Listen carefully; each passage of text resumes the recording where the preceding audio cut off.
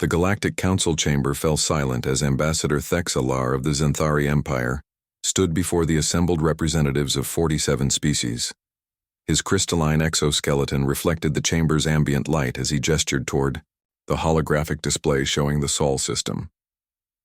"Honored delegates," Thexalar began, his translator rendering his clicking speech into Common Galactic. "We face an unprecedented crisis. The humans have once again violated the cosmic preservation protocols." A ripple of concern passed through the chamber. The protocols had governed galactic civilization for over 10,000 years, establishing the sacred rules that no species dared break. No terraforming of Class M worlds without council approval, no interference with developing civilizations, and absolutely no colonization beyond one's designated sector. "What have they done now?" asked Counselor Vex of the Aquatic Federation, her gills fluttering with anxiety. Thexalar's mandibles clicked in what his species considered disgust. "They've established 17 unauthorized colonies in the neutral zone. When our enforcement fleets arrived to cite the violations, the humans simply ignored them. They claimed they were following their own rules now." Commander Zeph of the warrior caste leaned forward, his scarred features twisted in confusion.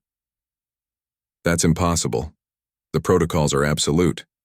Every species follows them."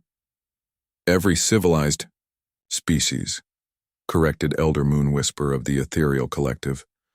"Perhaps the humans simply don't understand." "Oh, they understand perfectly," Thexalar interrupted. "Their representative, Admiral Sarah Chen, told our enforcement fleet, and I quote, 'Rules are meant to be broken, especially when they're someone else's rules.'" The chamber erupted in shocked murmurs. High Arbiter Quill, the ancient leader of the council, raised his feathered appendage for silence. His species, the Jurisprudence, had been the primary architects of galactic law for millennia. "This is most troubling," Quill intoned, his voice carrying the weight of eons. "No species has ever openly defied the protocols. The humans must be made to understand the consequences of their actions." But even as he spoke, a new report arrived. The humans had not only refused to acknowledge the Council's authority over the neutral zone, they had declared it open territory and invited other species to settle there under human protection. "Preposterous," declared Representative Orcs of the Militant Brotherhood. "The neutral zone has been sacred space for 3,000 years. What the galactic community didn't understand was that humans had never actually agreed to most of their rules." When Earth had been grudgingly admitted to the Galactic Council 50 years earlier, the human delegates had listened politely to the endless list of regulations, nodded diplomatically, and then promptly ignored everything they found inconvenient. Captain Marcus Rodriguez of the UES Defiance exemplified this human trait perfectly. When the Xanthari enforcement fleet had surrounded his colony ship 3 weeks earlier, demanding he turn back, he had simply activated his ship's communication array and broadcast to the entire sector. "This is Captain Rodriguez to all vessels in the area," he had announced calmly. "The Galactic Council seems to think they own empty space. Last I checked, the universe belongs to whoever's brave enough to explore it." The Xanthari fleet commander, trained in millennia of protocol compliance, had found himself utterly unprepared for such casual defiance. When Rodriguez had continued toward the planet's surface, the commander faced an unprecedented decision: fire on a peaceful colonist vessel or watch his authority crumble. He chose to watch. Now, 3 weeks later, 17 human colonies dotted the neutral zone, and something even more shocking was happening. Other species were joining them.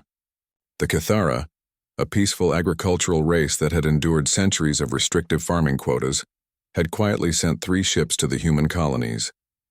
The Wanderer clans, nomadic peoples who had been confined to specific trade routes for generations, began establishing way stations in human-protected space. "They're creating chaos," Thexalar protested as the reports continued to arrive. "The entire foundation of galactic order is crumbling." High Arbiter Quill studied the data with growing unease. For 10,000 years, the Galactic Council had maintained peace through rigid structure. Every species had their designated role, their assigned territories, their predetermined limitations. It was orderly, It was stable. It was also suffocating, and the humans had just ripped a hole in the fabric of that order. Admiral Chen arrived at the council chamber aboard her flagship, the UES Liberty. Unlike other species representatives, who came in small diplomatic vessels, she brought a full battle cruiser and parked it directly above the council station. When she entered the chamber, she wore not diplomatic robes but her military uniform, her bearing confident and unapologetic.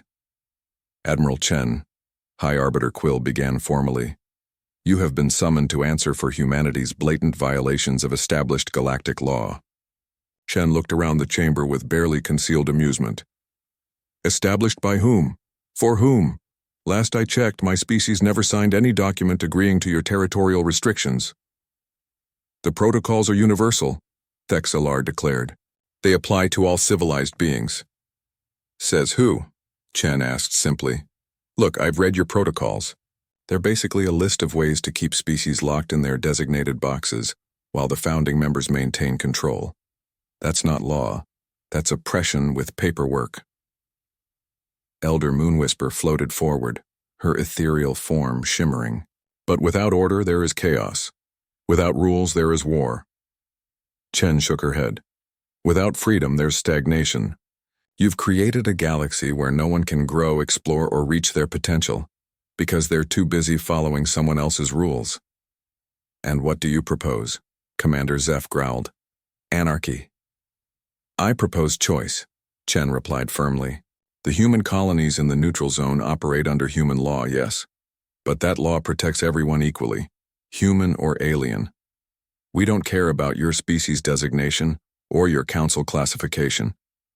We care about what you contribute and whether you respect others' rights to do the same. The chamber fell silent as the implications sank in. The humans weren't just breaking rules. They were offering an alternative to the rigid galactic order that had existed for millennia.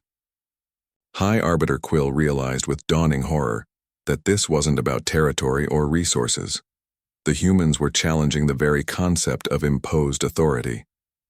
You cannot simply rewrite galactic civilization, he declared. Admiral Chen smiled, and in that smile was the accumulated defiance of a species that had climbed out of caves, crossed oceans, and reached for the stars not because rules allowed it, but because their nature demanded it. Watch us, she said. Within a year, the neutral zone had become the free trade sector, home to dozens of species living under human-established principles of mutual respect and voluntary cooperation. The rigid Galactic Council, faced with mass defections and increasing irrelevance, was forced to acknowledge that their 10,000-year reign of absolute authority had ended. The humans had done what no species in galactic history had managed. They had looked at an established system and decided to build something better. They didn't just break the rules, they proved the rules were breakable. The galaxy would never be the same.